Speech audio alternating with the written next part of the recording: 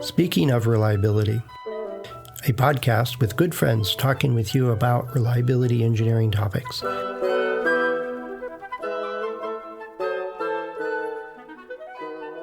Welcome to Speaking of Reliability.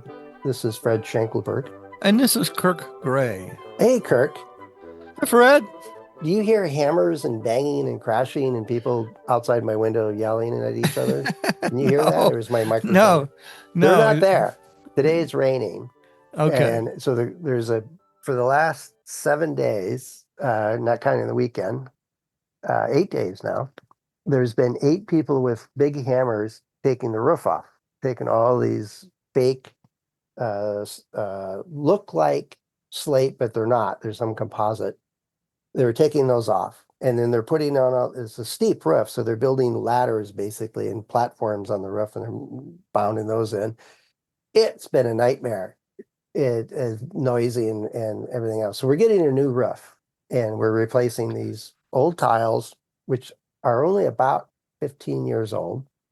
Yeah. They were built to last 40 years. The company went out of business 2 years after they started shipping these things because they didn't think through their product design that it had to actually survive under sunlight and thermal cycling. Like let's see, a roof. A roof. Yeah. They didn't think about that. It's a recycled material and it's very cheap, it's very light, it's fire resistant, blah blah blah. But if you look at it wrong, it'll fracture and fall off the roof. And you definitely don't walk on it. You don't touch it.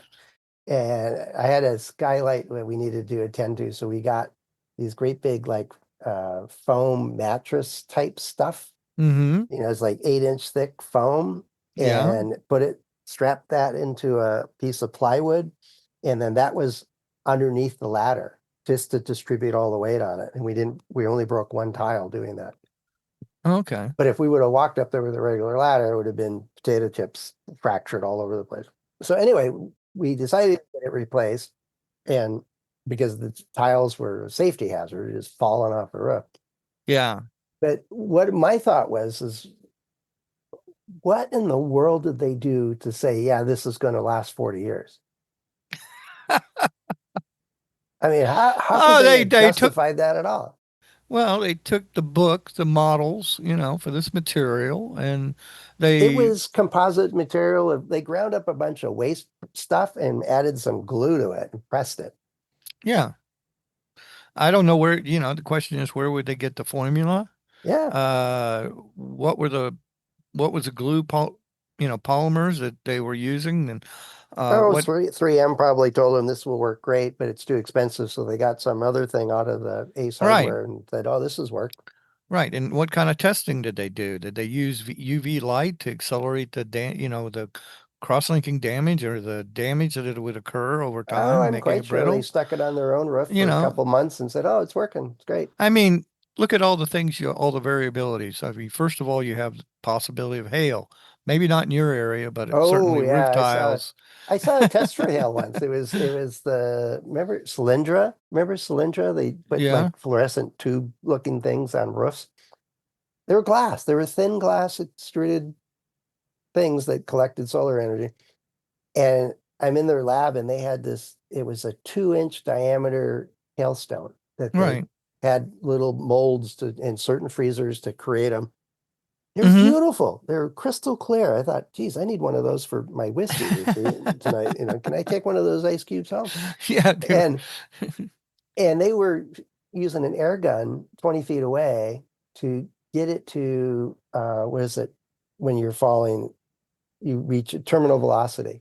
Right. They're getting this 2-inch chunk of ice to terminal velocity when it would hit their product. Right. Just totally shattered it. Okay, you couldn't tell me that before you set this up? I mean, all photovoltaic solar panels have to have this kind of ability to withstand that kind of velocity. And I have seen that. I've been through the manufacturer's facilities and testing facilities of those, and they've shown me where they, fire the ice But they're not wall. using Gorilla Glass on top of these things. It's a polymer of some sort.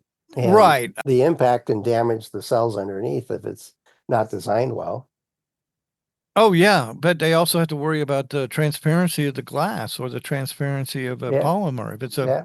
they can't necessarily use plexiglass. They can't, use something. They'll become brittle in Yeah. ultraviolet light over So time. back to the roofing thing here, right? Yeah. So the company went out of business. They just, realized that no, after 2 years they had enough returns and complaints and stuff, and they were warranting it for, I don't know, claiming it would do 40 years and probably warranting it for 5 or something like that.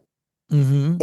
And for whatever reason, and it's all, I have no inside information on them at all, but let's say you and I were designing a new roofing material, and being reliability nerds that we are, we'd say, if we're going to put this on a roof and it costs, X amount of money to do it, it better last for 40 years.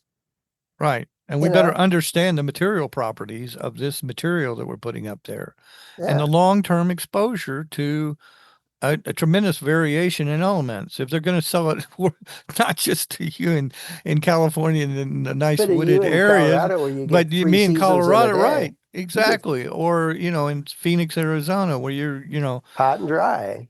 you're getting really hot and dry. Yeah. And temperatures all over the world. So the range of conditions that you have to meet, that's where you would go with, you know, I mean, extreme Well, cycling, it's kind of extreme. thinking about where is it going to be used and how is it going to be used and you and I would start brainstorming about, well, where are you planning on selling this? All right. Florida, right? Humidity, high Yeah, yeah, winds, right, blah, blah, right. blah, all these Sea stresses. salt, all that, Yeah, right, all that good stuff. We would immediately run down this list, but you and I have the experience of seeing products fail for all of these reasons. right. I did not expect that raccoons running on your roof could destroy it. That was, yeah, I have, that's in my experience back now. You could tell where the raccoon's trail was right across our bedroom roof because all those tiles were dust. A raccoon could break those tiles. Oh, easy. A bird landed on one. I saw it break it. God, I mean, it got so brittle. how old were these? They're, they were, it Two started years. failing within 2 years. And we put up, we got some replacement tiles from a recycling place and we patched a few spots of it, but it just is accelerating. And to the point where there's no roof, there's no protection for the paper anymore How many? I underneath it. wonder how many of these sold, and if anybody sued them, or were able to before they went out of business, which would Yeah, have caused them to be out of be out of business business. too. Yeah, Danger of unreliability. but it's part of the construction industry. The Romans still have roads and viaducts and Oh bathhouses, yeah, stuff they exactly. built. Look at the They were Parthenon. and they were using concrete that has a self-healing property, and it's a certain amount of seaweed and salt water in it that was the formula. And just read about it a couple months ago, is that we are not able to reproduce it at scale. So but their concrete, when it gets a crack, it heals. It mends the crack. And I thought, wow, I didn't know concrete could do that. But anyway, the Yeah. idea is that when you build something, I mean, I think we're a victim of, oh, it's a house that's only going to be there for 20 years and then somebody's going to tear it down and build a mini mansion in place of it. But you and I have been in houses, and I am living in a house that's 50 plus years old, and some of my neighbors' houses are over 100 years old. Oh yeah. It's no reason that a house is gonna, deteriorate. I think that I well we see, buildings that are hundreds of years old all over the United States. And I think especially the adobe buildings in New Mexico that the Navajo and Pueblo Indians Yeah, those are built. thousands of That's years of old. years old, right? And they're made out of mud and Yeah. straw. They made a mixture that apparently they And saw over it's like centuries. ceramic at some point. Yeah. No, it can be done, but there's this pressure. What I ran into in more than once, uh, and I don't have enough details on these particular tiles, but every time I've run into the construction industry, and the materials that go into construction, whether it's a toilet or a window or a roofing tile, Mm-hmm. is they just do the minimum that says, oh, it'll ship all right. And, our warranty is the tail light of the contractor pulling away. So, or maybe they offer a little more. And, and it's, you know, built. So there's too many people that they can blame. They can blame the reseller for not stocking it correctly or caring for it well, or the Right, contractor for not installing it correctly, or for the homeowner not maintaining it correctly, or whatever. And they can right. point to all their fingers all kinds of places. But I ran Mm-hmm. into it. I bought a house years and years ago, and Mm-hmm. the owner disclosed that the siding on the house is under a recall. And it was, again, I'm never going to trust this fabricated press crap on an exterior of a house again, because it would delaminate. And I said, what do you Uh-huh. mean? And we walked around the side of the house, and see that bulge right there? That's Yeah. starting, and it's delaminating. And Yeah. when it's in a humid environment, this is up near Seattle, talk about humid 9 months of the year.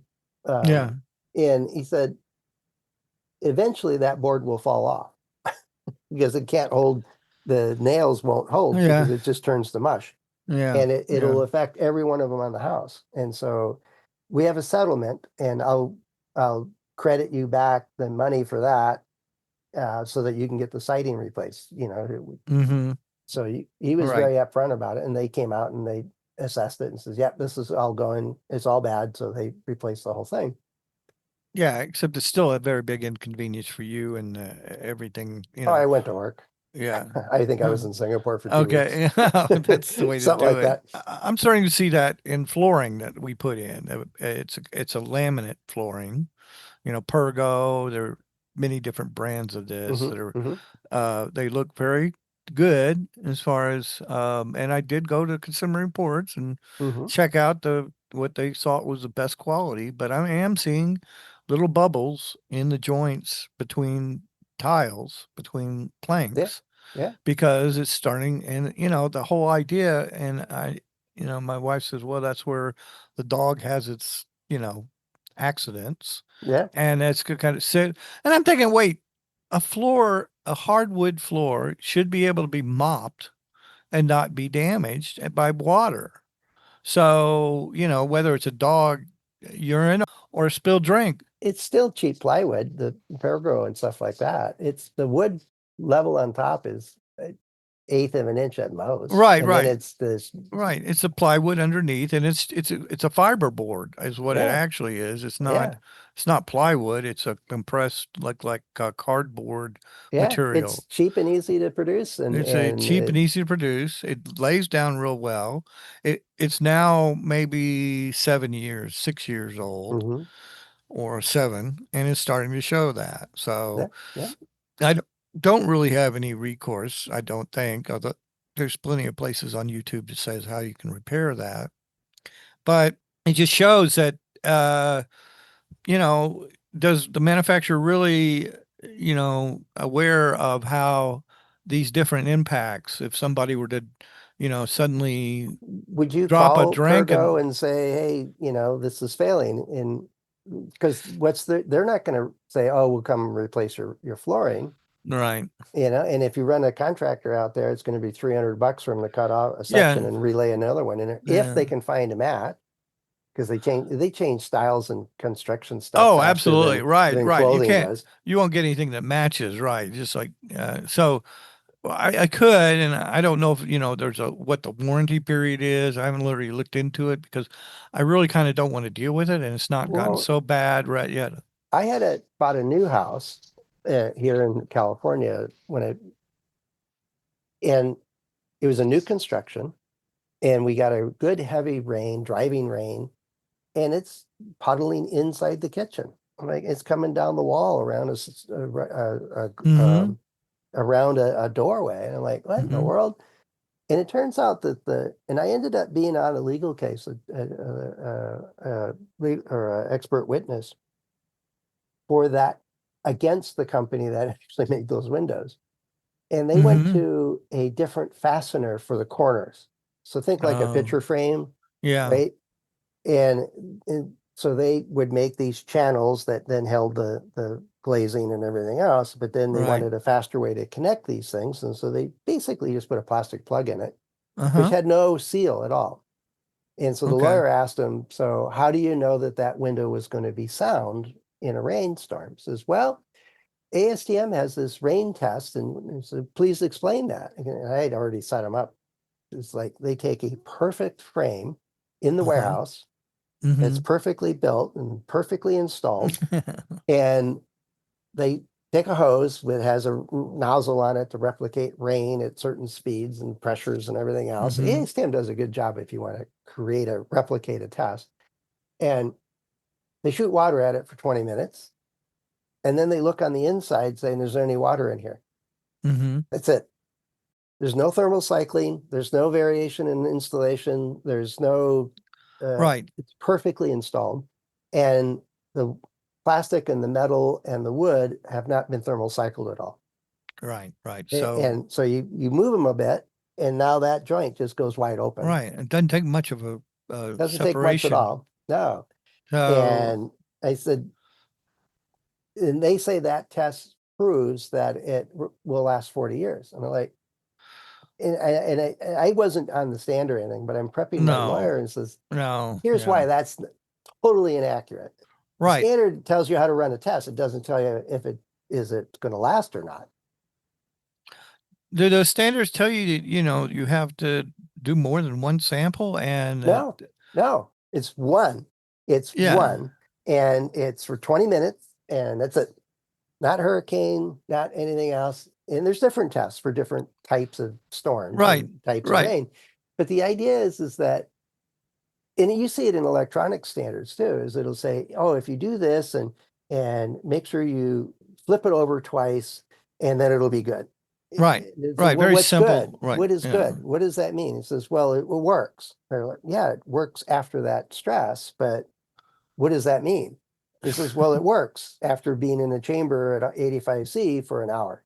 That's what it means. It means it works after that Right. That's exposure. all you know about That's it. all you know. And I like, you cannot interpret these tests to back up long range claims because you're not replicating the long range stresses that it's going to see. And the lawyer like, oh, that makes sense. So they won the case. And but the idea was is that you can hide behind the standards, and I think the construction industry does that carte blanche. And I'm sure Right. there's ones out there that do a great job, but Right. it's a thin margin business, and there's so many steps in the process that I Right. don't know who I'd call if this window sitting next to me started leaking. There's no label on it. There's no plate on it saying it's from so and so or this or that. You know, Yeah. Yeah. Well, that seems to be a lack of for ASTM or whoever that, fatigue damage over time is an important factor on the reliability of building materials and in general. assemblies, all mechanical assemblies. But after 5 years, if it lasts at least that long, we don't get a hurricane, we don't get a big storm, and they say Yeah. it's active Yeah. nature anyway, hailstorms Right. act of nature. Right. Like you're in Texas, you're going to get hailstorms. Right. It's just going to happen. Right. Uh, it's they can send out products that contractors will use and build because they get a better margin, and those teams all can just drive away from it. When now this house that I bought years ago in California with the window leaking, they were still building other houses in that development. The same contractor was. Yeah. With the And so I same called them up and windows. it's the Yeah. same windows. And I said, this is leaking. And I don't know whether you have it's beyond the original contractor's warranty, which was 1 year. I said, Yeah. but you really don't want me going to the news to broadcast how badly built this house is, do you? And so the scaffolding was up the next day. That was my only recourse, Uh, is go to the local news station and saying these guys are so damn cheap they can't even install windows correctly. I guess since you're a reliability expert, but maybe they wouldn't, do that for just anybody complaining because they would say no, they were installed incorrectly or we didn't do that. the Just the manufacturer of the window's window. bad. Well, then, Yeah, but don't buy those damn windows anymore. yeah, What yeah. due diligence did you do? But you realize that that contractor building a house is dealing with 1,000 different types of components and Right. materials and stuff. And you know that all construction original projects are using the lowest cost materials. And I see that I still have the original windows in this house, and they're Hmm. really most of them have failed as far as being able to have the counter spring to hold them up, and Hmm. you know, but they're they do the job. I've got two panes usually on them because of Colorado Yeah. and the cold, but they do. I don't know. They're not leaking. That you know So of. yeah, well, that I could observe, and so that would be a reason I would definitely go change them, go replace them. But right Yeah, now, it's but it's it's not a tough. problem. Construction industry, I think there are good craftsmen out there. There are Yeah, good vendors. You have to pay for it. That's not cheap. and this long-term reliability is critical for. I mean, that's what a structure is about. Uh, It's not going to be technologically obsolete very quickly. no, So, and it's it's our homes. It's where we live, and yeah. it's very important. So I'm very happy today that it's raining. One, because it's definitely the end of the fire season for the Well, foreseeable you got the new roof. few months.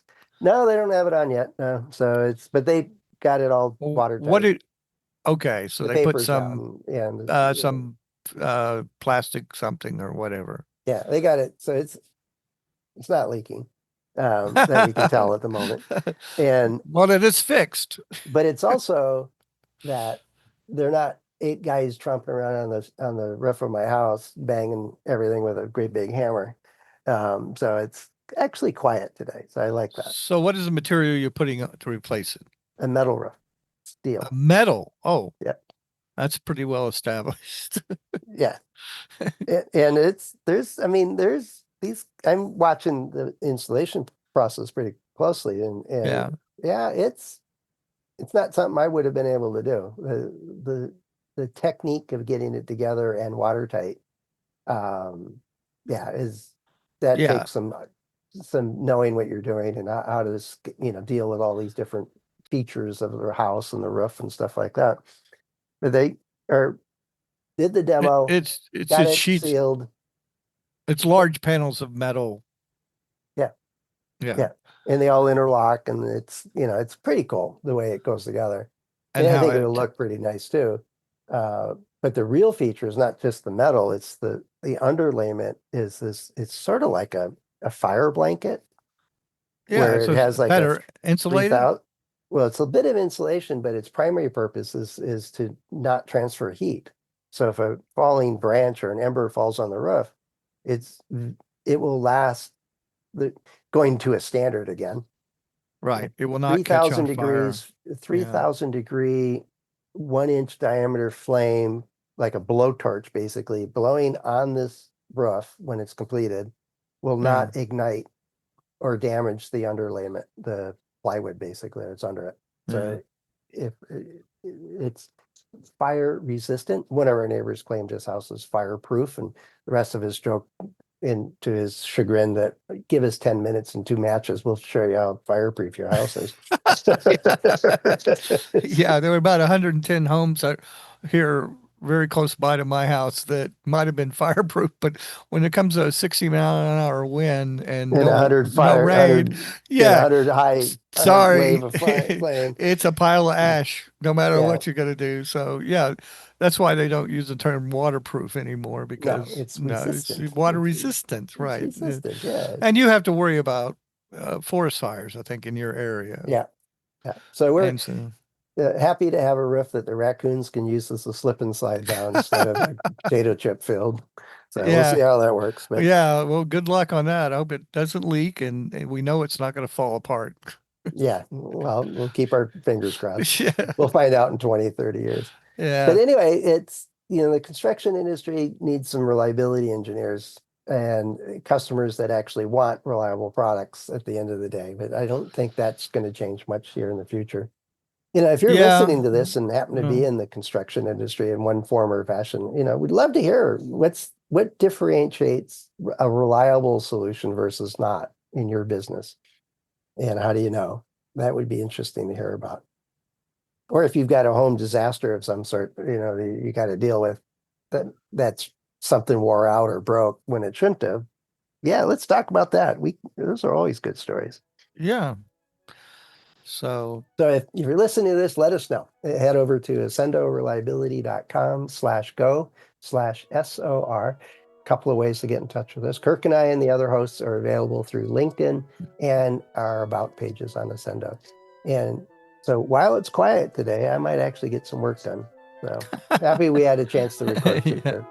Yeah. Good to talk to you again, Fred, and we'll do it again. Yep, certainly. All right. Cheers. Have a good day. Cheers. Thanks for listening to Speaking of Reliability. We invite you to join the conversation. If you have a question or a topic that you think we should discuss in a future show, please let us know.